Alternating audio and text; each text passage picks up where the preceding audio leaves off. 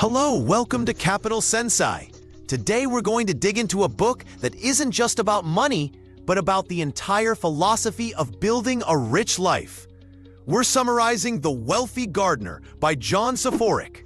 We'll explore its core ideas, like the 5 seeds of wealth, the critical difference between a money problem and a financial problem, and how your mindset might be the biggest asset or liability you have. Whenever we can, we answer questions in the comments. So, as we go through these ideas, if something sparks a question or if you have a story about your own financial journey, please share it below. Your experience can help someone else on their path, and that's how we build a strong community together. So, what is the wealthy gardener? Imagine sitting down with a wise, self-made multimillionaire who, instead of throwing complicated charts and jargon at you, tells you stories, parables.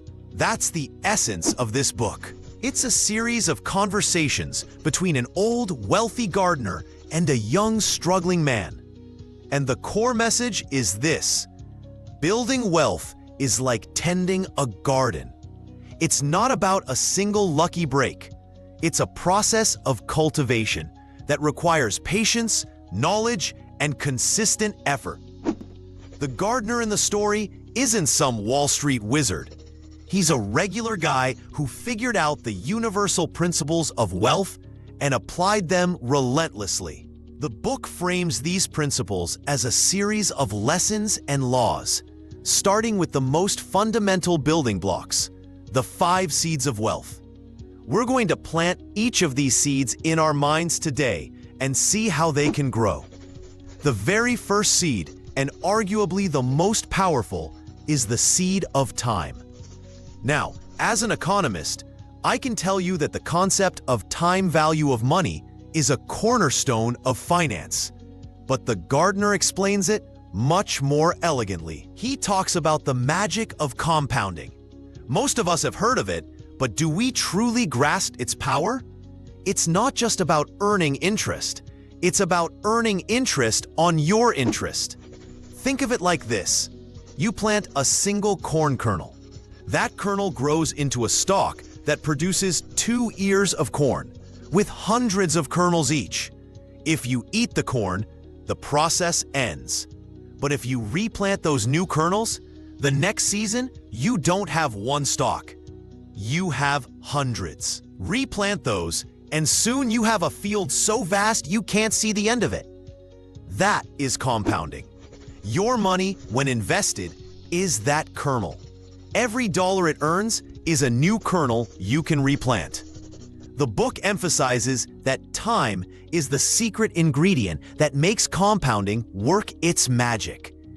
A 20-year-old who starts investing just $100 a month can easily become a millionaire by retirement, thanks to decades of growth. A 50-year-old trying to do the same thing would need to invest thousands per month to catch up.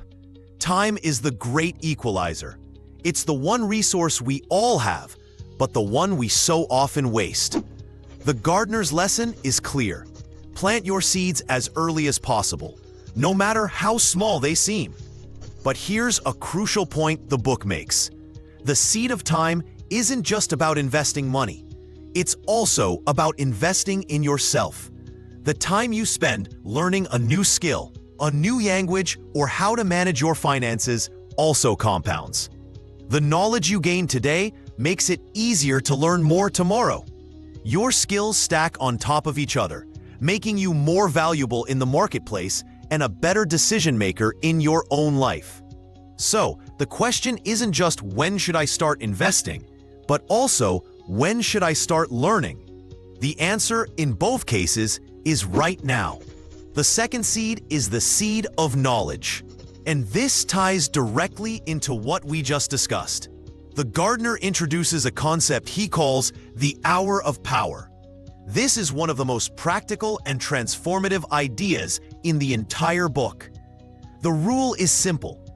Dedicate 1 hour every single day, without fail, to self-improvement. Just 1 hour. That's it. What do you do in this hour? You read, you study, you learn. You focus on subjects that can improve your financial life and your career. Read books on investing, business, and psychology. Take an online course to learn how to code or how to become a better public speaker. Listen to educational podcasts during your commute instead of just music or talk radio. It's about being intentional with your personal growth. Think about the cumulative effect of this. 1 hour a day is 7 hours a week. That's 365 hours a year. That's the equivalent of taking over 9 40-hour work weeks of dedicated training. Imagine how much more skilled and knowledgeable you would be in 5 years if you essentially gave yourself a 2-month full-time education every single year. You would become an expert in your chosen field. This hour of power is what turns you from a passive consumer into an active creator of your own destiny. It's how you increase your earning potential, which the gardener calls your shovel. A bigger income allows you to save and invest more, accelerating your journey to wealth. But you don't get a bigger shovel by accident. You get it by sharpening your mind and your skills 1 hour at a time.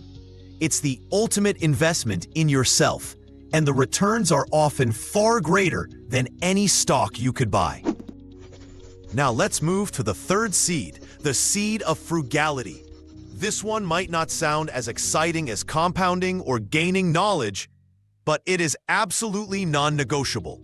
The gardener calls this the law of the shovel. It's a brilliant analogy.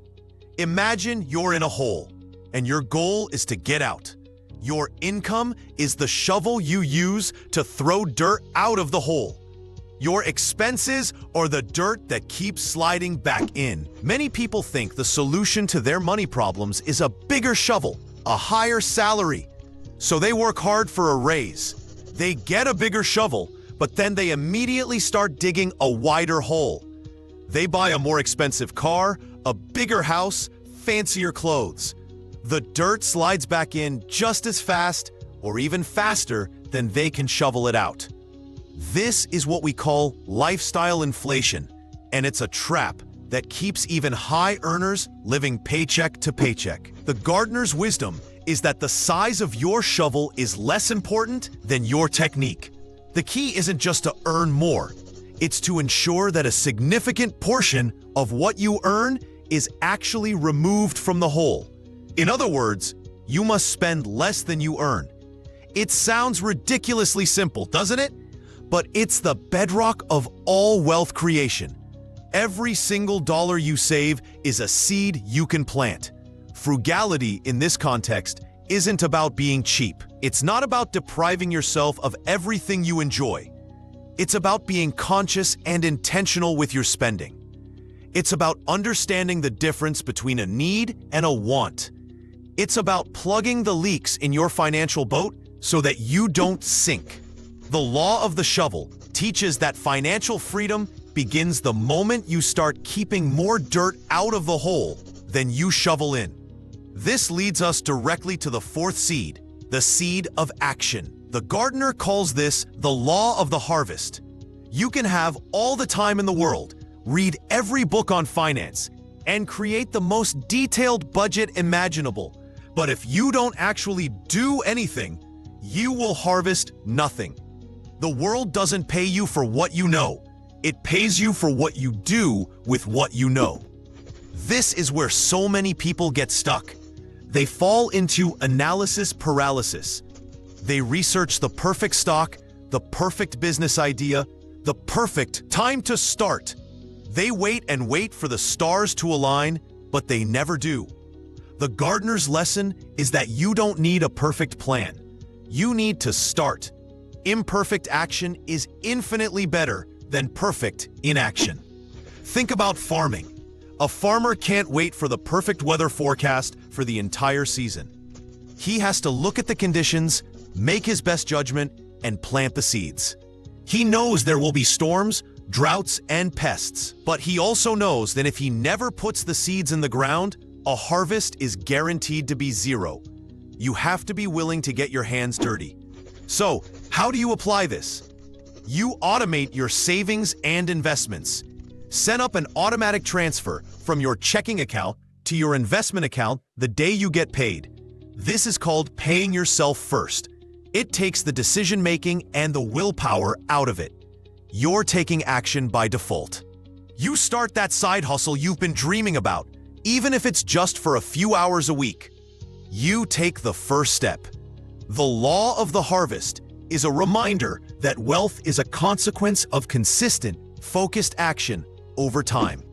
Finally, we arrive at the fifth and most important seed, the seed of character. This isn't a strategy or a technique. It's the very soil in which the other four seeds are planted. Without fertile soil, the best seeds in the world will wither and die. Character is the foundation upon which all lasting wealth is built. What does the gardener mean by character? He means discipline, patience, integrity, and the ability to delay gratification. Discipline is what makes you stick to your hour of power, even when you're tired. It's what makes you follow your budget, even when you're tempted to splurge.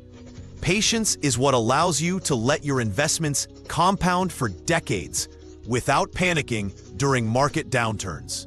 Integrity is about being honest with yourself and others. It's about building a reputation for reliability and trustworthiness. In business and in life, a good reputation is a form of capital. It opens doors and creates opportunities that money alone cannot buy. People want to work with, invest in, and lend to people they trust. A lack of integrity is like poison in the soil. It will eventually kill everything you're trying to grow. And perhaps most importantly, there's delayed gratification. This is the ability to say no to a small pleasure today in order to have a much greater reward tomorrow. It's choosing to invest $100 instead of spending it on a fancy dinner. It's choosing to spend your evening learning a skill instead of binge watching a series. Our modern world is a minefield of instant gratification. Everything is designed to give you a quick hit of dopamine. Developing the character to resist that pull is a financial superpower. These 5 seeds, time, knowledge, frugality, action, and character, form the complete system for building wealth, according to the gardener. They work together. Character gives you the discipline to be frugal. Frugality gives you the capital to take action. Action, guided by knowledge, allows you to plant seeds that grow over time. It's a beautiful, interconnected ecosystem. Beyond the 5 seeds, the book is filled with other powerful parables. One of the most insightful is the distinction between a money problem and a financial problem. This is a game changer for how you think about your struggles. A financial problem is a shortage of cash. You have a bill due and you don't have the money to pay it. It's a logistical issue.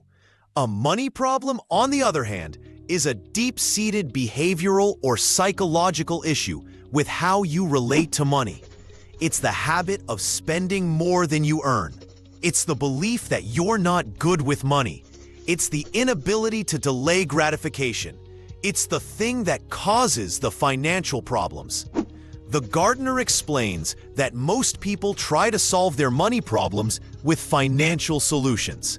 They think a raise, a bonus, or even a lottery win will fix everything, but it rarely does. Why do so many lottery winners end up broke again within a few years? Because the influx of cash solved their temporary financial problem, but it did nothing to fix their underlying money problem. They still had the same bad habits, the same poor mindset. The true path to wealth is to stop focusing on the symptoms, the financial problems, and start treating the disease, the money problem. This means changing your habits, your beliefs, and your character. It means implementing the 5 seeds. When you fix your money problem, the financial problems tend to solve themselves over time. It's a profound shift in perspective from seeking a quick fix to building a permanent solution. Another powerful metaphor from the book is that of the warden and the prisoner. The gardener tells the young man that when it comes to our limitations, we are both the prisoner and the warden who holds the key. The prison is built from our own limiting beliefs. Beliefs like, I'll never be rich, I'm just not a math person, or investing is too risky for me. These beliefs feel like solid walls, but the gardener reveals that they are illusions.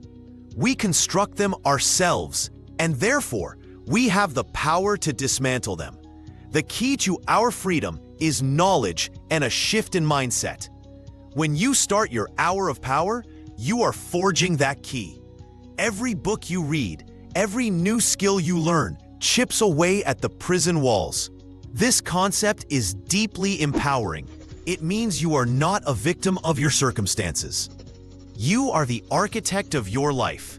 Your financial situation today is a result of your past thoughts and actions.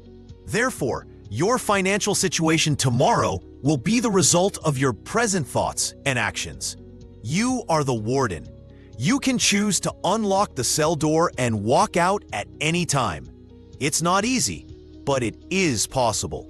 The book also discusses the idea of playing both offense and defense with your finances. Think of it like a sports team. Offense is about scoring points. In this case, increasing your income. This is where your hour of power comes in.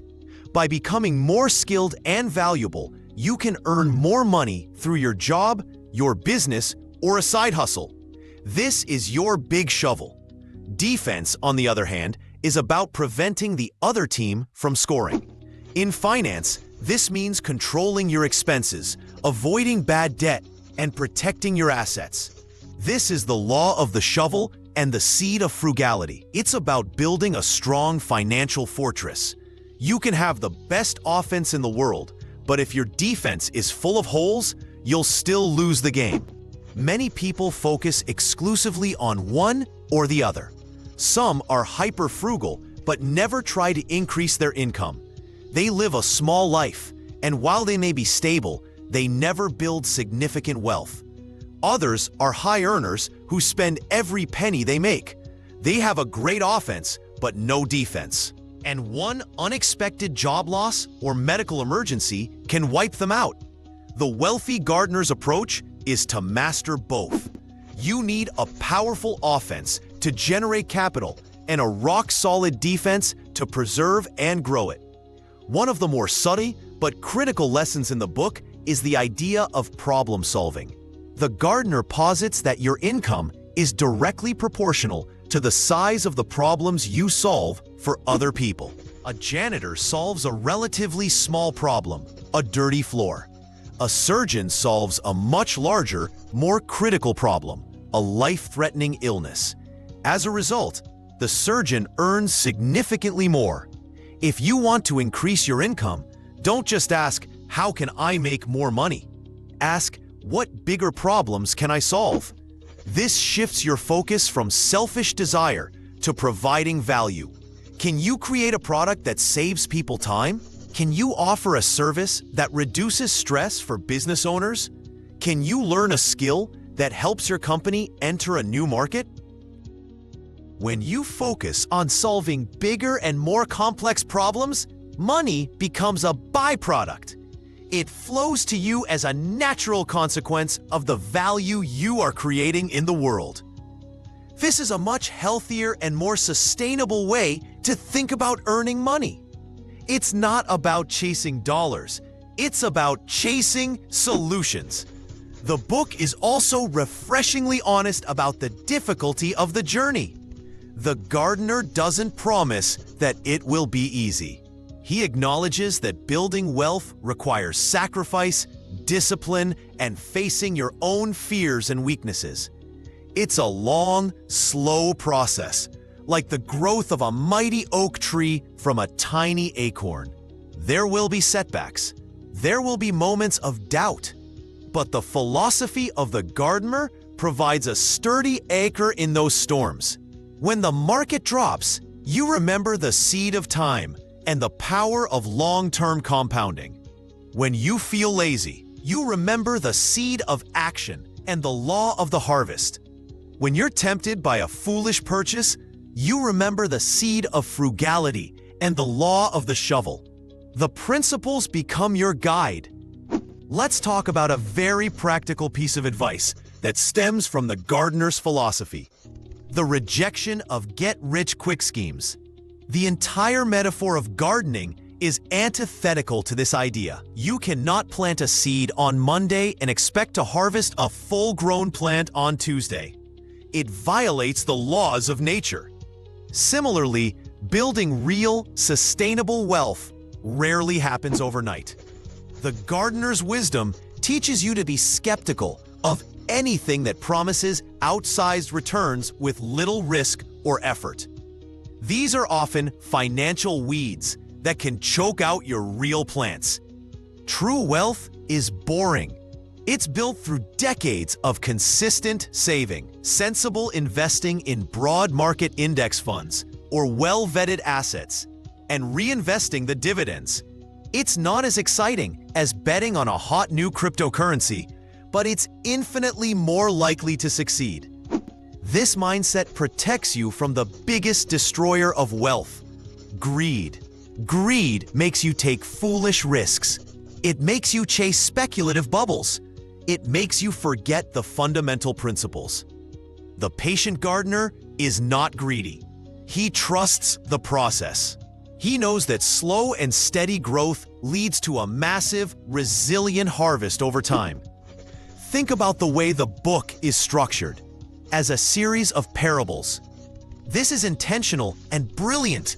Facts and figures can be hard to remember, but stories stick with us. You might forget the exact historical return of the S&P 500, but you won't forget the image of being in a hole with a shovel, with your expenses being the dirt sliding back in. You won't forget the idea of being both the prisoner and the warden. These stories bypass our analytical brain and speak directly to our subconscious. They reframe complex economic ideas into simple, intuitive truths. This makes the knowledge accessible and actionable for anyone, regardless of their financial background. It's a masterclass in effective teaching. Let's reconsider the seed of character for a moment. What does it look like in practice? From an investor's point of view, it means having the emotional fortitude to buy when everyone else is panicking and selling. It means having the humility to admit when you don't know something and seeking out knowledge instead of guessing. It means having the integrity to stick to your financial plan, even when your friends are showing off new cars they bought on credit. Character is your internal operating system. If your OS is buggy, full of greed, fear, and impatience, it doesn't matter how good your financial software is. The system will crash. The wealthy gardener's ultimate lesson is that you must first work on yourself.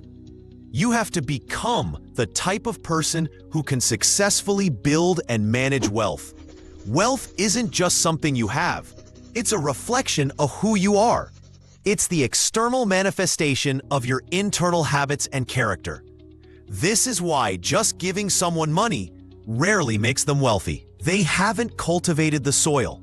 The money is like a flood that washes away because the ground isn't prepared to absorb it. So, to bring it all together, The Wealthy Gardener is not a book of stock tips or secret formulas. It's a manual for life. It teaches a philosophy grounded in timeless, universal principles.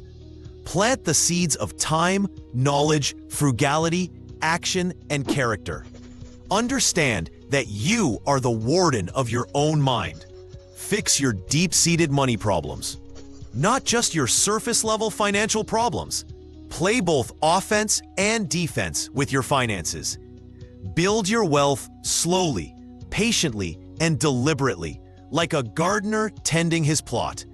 Find joy and satisfaction in the process, not just the outcome. If you do this, The book promises that you won't just end up with a large bank account.